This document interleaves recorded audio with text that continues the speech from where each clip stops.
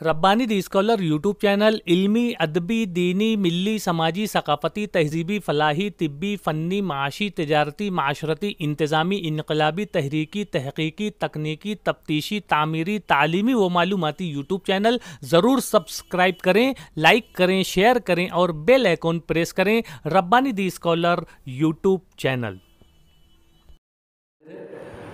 आइए आज की इस नशिस्त के आखिरी कलमकार की हैसियत से हमारे सामने मौजूद हैं सादिक असद साहब। मैं आपको यहाँ माइक पर मदऊ करता हूँ कि यहाँ तशरीफ़ लाएँ और अपनी तख्लीक यहाँ पर पेश करें।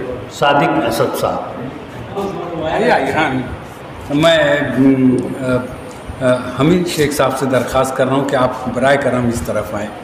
हमारे हमीद शेख साहब पुराने लिखने वालों में से, ख़ास तौर से ड्रामा उनकी फील्ड है, ड्रामे की सिन्फ से वाबस्ता रहे हैं और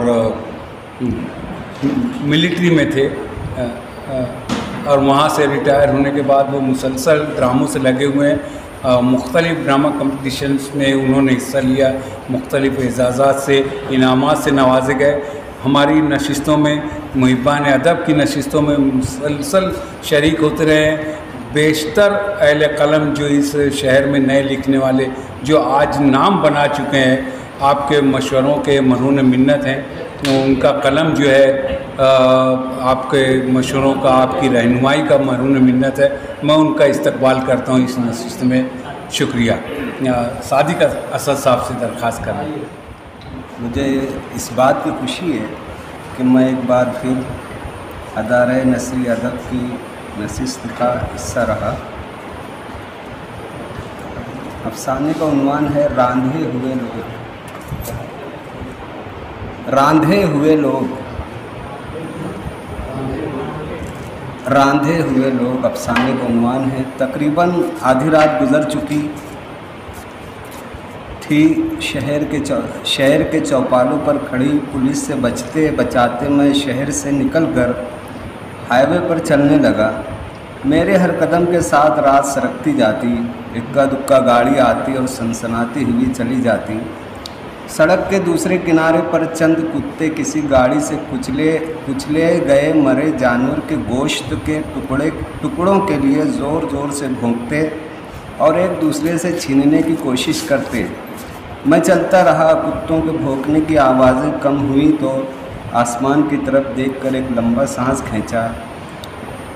मैंने कभी सोचा नहीं था किसी बीमारी के सबब सारे काम बंद हो जाएंगे। खाना पीने के साथ साथ कमरे का किराया सर दर्द बनने लगेगा और गांव जाने के लिए बसें ट्रेनें भी बंद थीं। हुकूमत पर बहुत गुस्सा आ रहा था, इसीलिए कुछ ज़रूरी सामान के साथ अपने गांव जाने के लिए पैदल ही निकल पड़ा। सितारे छुपने लगे। मैं जिस इलाके से आया था उधर कुत्तों और पुलिस वालों के अलावा कोई नज़र नहीं आया था, मगर अब कुछ दूसरे लोग भी अपने अपने परिवारों के साथ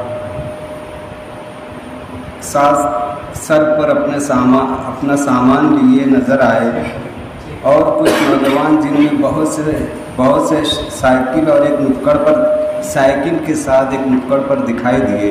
मैं चलता रहा। रात छट गई तो एक सिमत सूरज की पीली पीली किरणें फूटने लगी। मैं चलता रहा। आज पहली बार मुझे एहसास हुआ कि सूरज बहुत रफ्तार से अपनी मंजिल की तरफ बढ़ रहा है। धूप की तमाज़त से तलवे से लगे जूते भी गर्म होने लगे और मुसलसल सफ़र से पैर भी दर्द करने लगे थे। दर्द के सबब मेरी निगाहें किसी दरख्त के साए की तलाश करने लगी। दाएं बाएं खेत थे और खेतों में फसल तैयार हो चुकी थी। कुछ दरख्त खेतों में कहीं कहीं दिखाई दिए। जब हाईवे से लगकर कोई पेड़ नज़र नहीं आया तो मैं सोचने लगा, शायद सड़कों को कुशादा करते वक्त पेड़ काटे गए होंगे। मेरे चलने की रफ्तार कम होती जा रही थी, लेकिन कुछ तो मेरी तरह पैदल और कुछ साइकिल पर जाते हुए लोगों को देखकर हिम्मत बन जाती। मैं चलता रहा। भूख लगने लगी तो मैंने पीठ से लगे बैग से बिस्किट और पानी की बोतल निकाली और चलते चलते बिस्किट खाकर पानी का 2 घूंट गले से उतारा। यूँ तो मेरे पास रोटियाँ भी थीं। खेत खत्म होने लगे। कुछ कच्चे पक्के मकान के साथ पेड़ भी दिखाई दिए।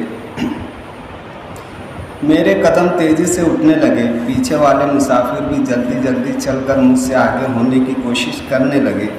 جیسے جیسے میں آگے بڑھتا ہجوم کا شور اور گھنی آبادی والا گاؤں معلوم ہونے لگا۔ شور سن کر تجسس بڑھنے لگا، میں اور تیزی سے چلنے لگا۔ میں آگے بڑھتا گیا، کچھ لوگ سڑک کنارے کھڑے اور کچھ بیٹھے کھانا کھاتے ہوئے دکھائی دیے۔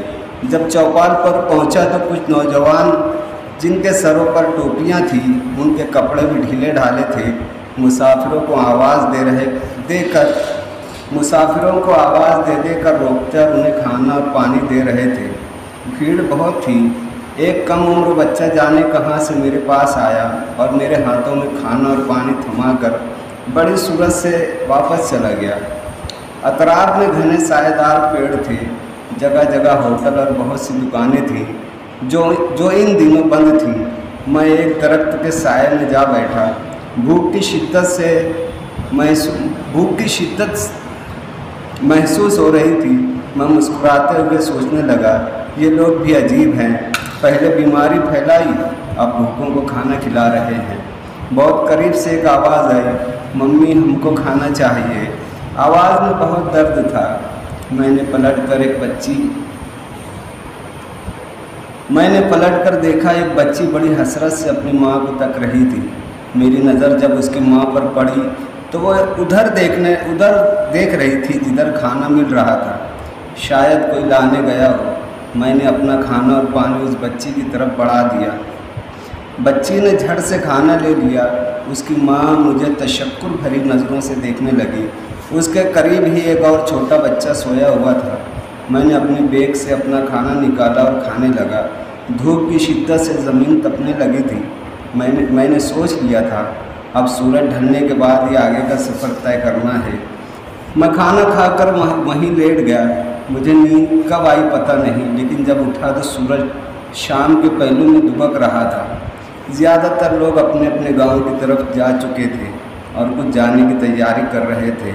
میں جلدی سے اٹھا، بوتل میں بچے ہوئے پانی کو اپنے منہ پر مارا اور خالی بوتل لے کر اس سمت گیا جس طرف پانی ملنے کی امید تھی، اور پانی لے کر اپنی منزل کی سمت چل پڑا۔ جب سیاہی پھیل گئی تو آسمان ستاروں سے چمک اٹھا۔ میں کچھ دور ہی چلا تھا۔ ارے سنو، میں نے اس شخص کی طرف دیکھا جس نے پکارا تھا۔ وہ میری سمت دیکھے مسکرا رہا تھا۔ اس کے کاندھے پر سامان بھرا بیگ تھا جسے ایک ہاتھ سے پکڑے ہوئے تھا اور دوسرے ہاتھ سے بچی کا ہاتھ۔ اس کے بائیں جانب وہ عورت اپنی گود میں بچہ اور سر پر گٹھری لیے دھیرے دھیرے چل رہی تھی۔ میں قریب ہوتے ہوئے کہا، جی کہیے۔ اس نے بہت جھجکتے ہوئے کہا، ہم آپ کو شکریہ کہنا چاہ رہے تھے، پر آپ سوئے ہوئے تھے تو کچھ کہا نہیں۔ میں نے جواب میں مسکرا دیا۔ وہ لوگ شاید بچی کی وجہ سے بہت آہستہ آہستہ چل رہے تھے۔ میں بھی ان کے ساتھ دھیرے دھیرے چلنے لگا۔ چلتے چلتے مجھے طویل سڑک کا احساس ہوا جو رات دن گزرتے ہوئے بھی دور دور تک دکھائی دیتی۔ ہم ایک قافلے کی صورت جانے کتنے شہر اور گاؤں پیچھے چھوڑ آئے تھے۔ تھکے ہوئے بدن نے قدموں کی رفتار کم کر دی تھی۔ ایک اور پڑاؤ کی خاطر ایک شہر کے قریب گھنے سائے دار درخت کے نیچے ٹھہر گئے۔ میری روٹیاں ختم ہو چکی تھیں۔ بسکٹ کے سکے جو بھوک کی شدت کی وجہ سے پیٹ کے حوالے کر دیے، اور پانی کی بوتل منہ سے لگائی تھی کہ اچانک شہر کی سمت سے کچھ نوجوان بھاگتے دوڑتے ہوئے نظر آئے۔ میں اپنی جگہ سے اٹھ کر ایک شخص کے قریب گیا اور پوچھا، کیا ہوا؟ اس نے اپنی جانگوں کو سہلاتے ہوئے کہا، پولیس مار رہی ہے۔ اتنا کہتے ہوئے اس کی آنکھیں بھر آئیں۔ کچھ اور لوگ جمع ہونے لگے تو ایک اور نوجوان نے روتے ہوئے کہا، 2 روز ہو گئے، کچھ کھانے کو نہیں ملا اور یہاں پولیس لاٹھیاں برسا رہی ہیں۔ چلتے چلتے پاؤں میں چھالے پڑ گئے۔ دیکھیے، اس نے چپل اتارتے ہوئے تلوا دکھایا جس میں کچھ چھالے ابھر رہے تھے اور کچھ پھوٹ کر زخم بن گئے تھے جن کا درد اس کے چہرے سے معلوم ہو رہا تھا۔ کچھ عورتیں اپنے بچوں کے ساتھ روتے سسکتے ہوئے دوڑے چلے آ رہی تھیں۔ پھر کسی نے کہا، پولیس والے کہہ رہے ہیں کہ آپ واپس جائیں یا مر جائیں، لیکن شہر میں داخل ہونے نہیں دیا جائے گا۔ کچھ دیر کے لیے محسوس ہوا وہ پڑاؤ ماتم کدہ بن چکا ہے۔ میں اپنے ساتھیوں کے پاس آیا، سبھی اپنے اپنے درد میں مبتلا تھے۔ آگ کا گولا آسمان میں رینگتے ہوئے آگے بڑھ رہا تھا، جس کی گرمی سے زمین تپنے لگی تھی۔ میں اپنے تھکے ہوئے بدن کو آرام دینا چاہتا تھا، لیکن پولیس کا خوف مجھ پر مسلط ہو چکا تھا۔ میرے ساتھی زمین پر بکھرے پڑے تھے اور میں سوچ رہا تھا اس جگہ سے جتنی جلدی ہو سکے نکلا جائے۔ سوچ کی بھول بھلائیوں میں میں راستہ تلاش ہی کر رہا تھا کہ میری نظر اس بچی پر پڑی جس کا حسین چہرہ طویل مسافت کے سبب مرجھا گیا تھا اور بال گرد سے اٹے ہوئے تھے۔ وہ بیٹھے بیٹھے اونگ رہی تھی۔ اب میری سوچ کی سمت تبدیل ہو چکی تھی۔ پھر ایک خیال دل کی زمین پر پودے کی طرح ابھرا۔ اس کو تو یہ بھی پتہ نہیں کہ اسے کس جرم کی سزا مل رہی ہے۔ اس کے میلے کچیلے کپڑے تھے اور چپل کی ٹوٹی ہوئی گود میں رسی بندھی ہوئی تھی۔ اس کی ماں دوسرے بچے کو گود میں لیے اپنے سامان سے ٹیک لگائے بیٹھی ہوئی تھی۔ جب اس نے اس بچی کو دیکھا تو ایک چادر کو زمین پر بچھایا اور اسے لٹانے کے لیے اس کا ہاتھ پکڑ کر اپنی جانب کھینچنے لگی تو شاید اسے بخار کا احساس ہوا۔ اور اس نے بچی کو چادر پر سلا کر ایک چھوٹے سے کپڑے کو ڈھیلا کر کے اس کے ماتھے پر رکھ دیا۔ لائک کریں، شیئر کریں اور بیل آئیکن پریس کریں۔ ربانی دا اسکالر کچھ نوجوان بھاگنے لگے۔ یہ وہی لوگ تھے جو کچھ دیر پہلے شہر کی سمت سے لوٹے تھے۔ سارے لوگ گھبرا کر اپنا اپنا سامان سمیٹنے لگے۔ اس عورت کے شوہر نے بھی جلدی سے اس کی بیوی سے کچھ کہا اور ایک گٹھری کو اٹھاتے ہوئے سیدھا ہوا۔ اس کی بیوی نے خوف بھری نظروں سے اس طرف دیکھا، اپنی گود کے بچے کو سیدھا کیا اور کھڑی ہو گئی۔ اس آدمی نے گٹھری کو عورت کے سر پر رکھا اور بچی کو جگانے لگا۔ بچی بہت گہری نیند سوئی ہوئی تھی۔ میں نے اپنے چھوٹے سے بیگ کو اپنی پشت پر لٹکایا اور اس کے پاس جا کر کہا، آپ کا سامان میں لے لیتا ہوں، بچی کو سونے دیں اور آپ اسے گود میں لے لیں۔ میں اس کا سامان اٹھا کر کھڑا ہو گیا۔ اس نے بچی کو اپنی چھاتی سے لگایا اور اس کا سر کاندھے پر رکھتے ہوئے آگے بڑھ گیا۔ ہم سخت دھوپ میں ہائی وے سے اتر کر ایک سمت چلنے لگے۔ ہمیں پیچھے سے کچھ دور تک پولیس کے جوان بھیڑ بکریوں کی طرح ہانکتے رہے۔ میں اس آدمی کے پیچھے پیچھے چلتا رہا۔ وہ بچی بے خبر اپنے پاپا کے کندھے پر سر رکھے سوئی رہی۔ ہم کھیت کا کاوا کاٹ کر ایک ندی میں اتر گئے اور سوکھی ندی کے سہارے چلتے رہے۔ شاید ہماری بے بسی پر آسمان بھی سرخ ہونے لگا تھا۔ اسی سبب وہ جلدی جلدی اپنی سرخیاں سمیٹ کر کہیں گم ہو گیا۔ لیکن جب اندھیرا پھیلا تو ستارے تماشائی بن کر ہمیں تکنے لگے۔ ہم ندی کے کنارے کنارے چلتے رہے۔ رات کے سناٹے میں اکثر خشک لکڑیاں پیروں کے نیچے آ جانے سے شور کرتی۔ ہم آگے بڑھتے رہے۔ کبھی کبھی اندھیرے میں وہ اپنی بچی کے گلے کو ٹٹول کر بخار کا اندازہ لگاتا۔ بچی سوئی رہی۔ جیسے جیسے رات گہری ہوتی جاتی چاند کی روشنی میں اضافہ ہوتا جاتا۔ تھکان سے پیروں میں لرزش طاری ہونے لگی۔ جانے رات کے کس پہر ایک اونچی چڑھان چڑھ کر ہم نے ندی کے راستے کو ترک کر دیا اور کھیت کی منڈیروں پر چلنے لگے۔ میں جب بھی آسمان کی طرف دیکھتا تو ایسا لگتا جیسے چاند بھی ہمارے ساتھ چل رہا ہے۔ اور ایک لمبا راستہ ختم ہونے کے بعد پتہ چلتا چاند تھک کر سو گیا۔ چڑیاں پیڑوں پر شور کرنے لگی۔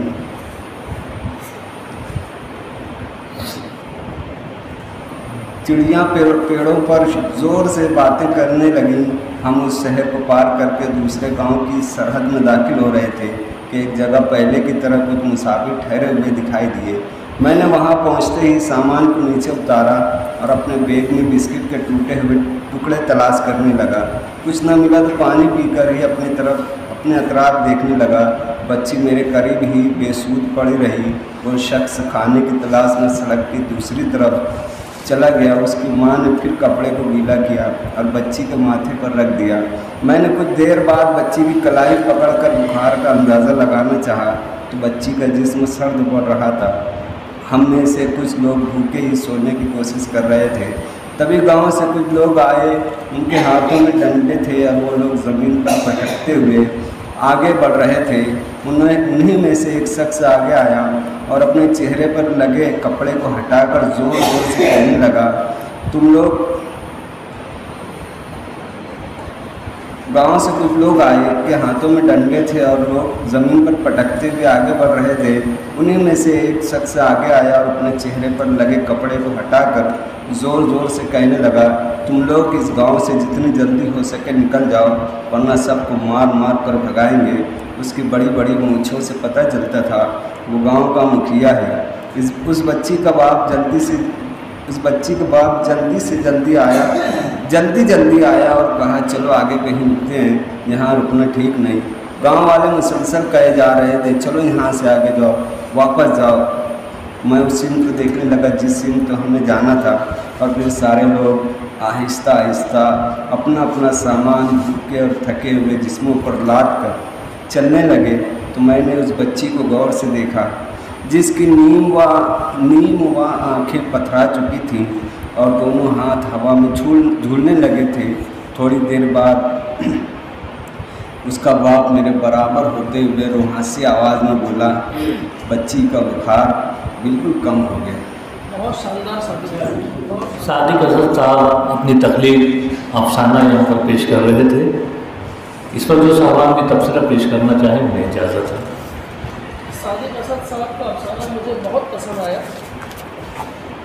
پورے افسانے میں آپ نے نہ وبا کا استعمال کیا لفظ کا، نہ کورونا بیماری کا اس کا استعمال کیا، نہ ماسک کا استعمال کیا اپنے الفاظ کو برتتے ہوئے، اور ہم سبھی سمجھ گئے کہ یہ کس طرح کی منظر کشی ہے اور کس کے بارے میں کہا جا رہا ہے۔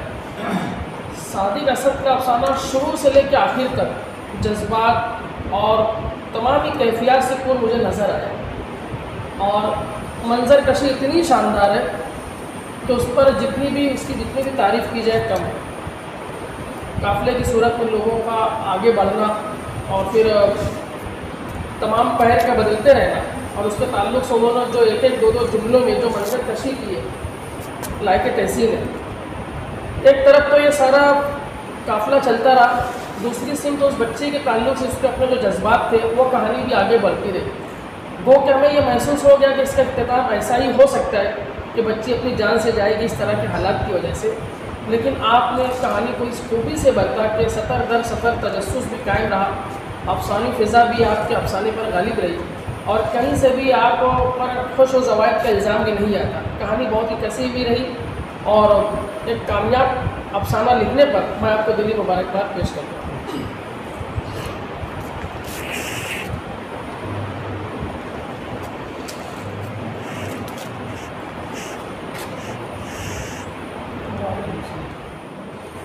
اور کوئی صاحب اگر تبصرہ پیش کرنا چاہیں؟ ہماری محفل میں حمید شیخ صاحب بھی تشریف۔ جڑیں جو ہے، حالانکہ یہ مانا جا سکتا ہے کہ جڑوں پر ہی پیڑ کھڑا ہوتا ہے، لیکن جڑیں بہرحال زیر زمین ہوتی ہے، وہ آدمی کی نظر میں نہیں آتی۔ اس کا کٹا ہوا تنا چونکہ وہ مردہ ہو چکا ہے تو وہ بات نہیں کر سکتا، یہ غیر فطری لگتا ہے۔ دوسرا کہانی اور دوسری تھی، اور زیادہ تر مجھے آج مجید ماسٹر کی کہانی بہت اچھی تھی، بہت پیاری کہانی وہ، کیونکہ اس میں میرا جو موضوع رہا ہے ہمیشہ چاند کو میں نے ہمیشہ خوبصورت جانا ہے، اس پر جتنے اشعار جمع کر سکتا تھا میں نے کیے ہیں، مجھے بہت اچھا لگا۔ اور پھر وہ سمندر اور چاند، مجھے پتہ نہیں کس کا شعر ہے، مجھے نہیں معلوم، اور شعر بھی ٹھیک سے میں پڑھ پاؤں گا کہ نہیں اس کی بھی مجھے توقع نہیں ہے، لیکن وہ شعر آپ سنیے مجھے سر، کہ یوں خیالوں میں تیرا چاند سا پے کر چمکے، یوں خیالوں میں تیرا چاند سا پے کر چمکے، جس طرح چاندنی راتوں میں سمندر چمکے۔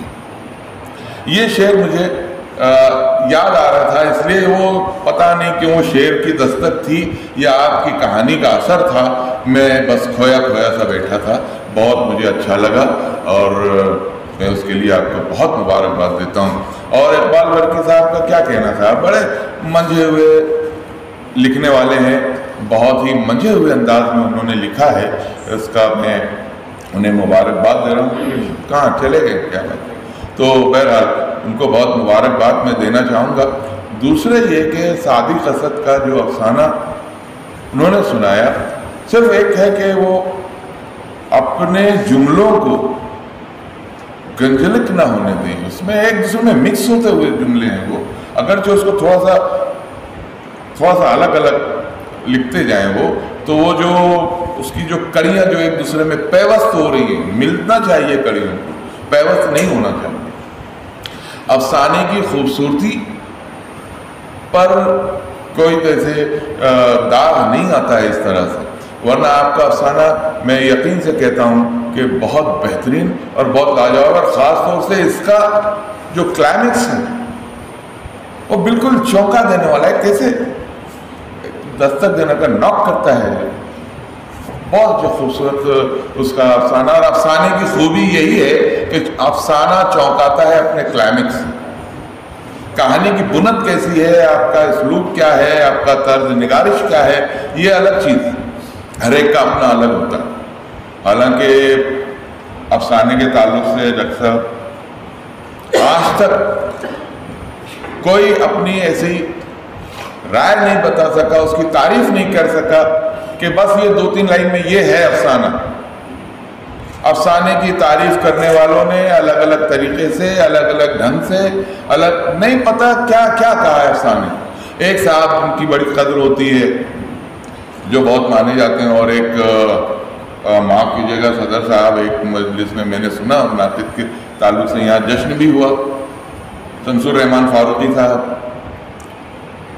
صاحب نے افسانے کو اکثر ان کے 3 مضامین میرے پاس ہے جن میں انہوں نے افسانے کو رد کیا ہے۔ انہوں نے ایک جگہ لکھا ہے، اور وہ میرے پاس موجود ہے وہ تحریر، کہ افسانہ ادب کے خاندان کا سب سے چھوٹا بیٹا ہے، افسانہ سب سے چھوٹا بیٹا ہے جس سے کام تو لیا جا سکتا ہے لیکن وہ ولی عہد نہیں بن سکتا۔ ایک جگہ لکھا ہے انہوں نے کہ افسانہ بالکل ایسا ہی ہے جیسے گاؤں دیہاتوں میں گلی محلوں میں کھیلا جانے والا کھیل گلی ڈنڈا۔ دیگر ادب کی دیگر اصناف، خاص طور سے شاعری پر انہوں نے بہت زور دیا۔ شاعری کے آگے افسانہ ہرگز ٹک نہیں سکتا، یہ بھی انہی کا جملہ ہے۔ اور پھر آگے کہتے ہیں وہ کہ جس طرح گلی ڈنڈے کا کھیل کرکٹ کے کھیل کے سامنے نہیں ٹک سکتا، بالکل اسی طرح شاعری کے آگے افسانہ نہیں ٹک سکتا، یہ انہوں نے کہا۔ لیکن ایک صاحب جو ہے افسانے کی بہت تعریف کرتے ہیں، لیکن انہوں نے بھی ایسی کوئی حتمی بات نہیں کہی کہ یہ تعریف ہے اصل میں افسانے کی۔ لیکن میں ایسا مانتا ہوں کہ رائٹر کا تجزیہ، اس کی نگاہ، لکھنے والے کا تجزیہ، اس کا تجزیہ کرنے کی اس کی قوت مشاہدہ کتنی پاورفل ہے۔ اگر وہ اگرچہ بہت طاقتور ہے تو یقیناً اس کی تحریر طاقتور ہوگی، اور وہ افسانہ بہت خوبصورت لکھ سکتا ہے۔ ہمارے یہاں بہت سارے مثال ہیں، کرش چندر کے افسانوں پر بہت بار بہت لوگوں نے تنقیدیں کی۔ منٹو کو تو کیا کیا کہا گیا ہے سب جانتے ہیں، اب وہ ان باتوں کو دوہرا کے فائدہ نہیں، لیکن افسانہ وہی بہتر میں مانتا ہوں جو اپنے کلائمیکس پر قاری کو چونکا دے۔ اور آج صادق اسد نے ویسا ہی افسانہ سنایا، کہانیاں بھی بہت بہتر تھیں، افسانہ بھی بہت مضبوط اور بہت بہتر افسانہ تھا۔ میں افسانوں کو رد کرنے والوں کو کہہ سکتا ہوں کہ کبھی آ کر کے دیکھو یار، ہمارے شہر میں بھی دلی کے ایک سیمینار میں نے کہا بھی تھا کہ وہ کوئی منوہر کوئی تھے صاحب، ان کی کسی کتاب کا اجرا تھا، انہوں نے کہا تھا کہ بھئی اب افسانہ لکھنے والے ختم ہوتے جا رہے ہیں، بالکل ختم، یہ لفظ استعمال کیا تھا انہوں نے۔ تو میں نے کہا تھا کہ کبھی میں دعوت دیتا ہوں آپ کو، آپ مالیگاؤں تشریف لائیے، ہماری کسی ایک آدھ ادبی نشست میں شریک ہوئیے، آپ پائیں گے کہ افسانہ لکھنے والے آج بھی اتنی ہی تر و تازگی کے ساتھ زندہ ہیں، تابندہ ہیں، چمک رہے ہیں۔ لیکن کیا کریں صاحب، ہمارے یہاں کچھ ایسا میڈیا نہیں ہے، ہمارے یہاں ہمارے رائٹرز کو بڑے سٹیجز وغیرہ نہیں ملتے، بڑے پلیٹ فارمز نہیں ملتے، ورنہ ہمارے یہاں کے افسانہ نگار ہمارے یہاں کے کہانی نگار دنیا والوں کو چونکا دینے کی طاقت رکھتے ہیں. تو میں انہیں مبارکباد دیتے ہوئے اپنی بات ختم کرتا ہوں. شکریہ. ہاں جی، میں بڑے ہی ادب و احترام کے ساتھ آج کی اس نشست کے صدر محترم ڈاکٹر ایجاز صدیقی صاحب کو مدعو کرتا ہوں کہ تشریف لائیں اور خطبہ صدارت پیش کریں.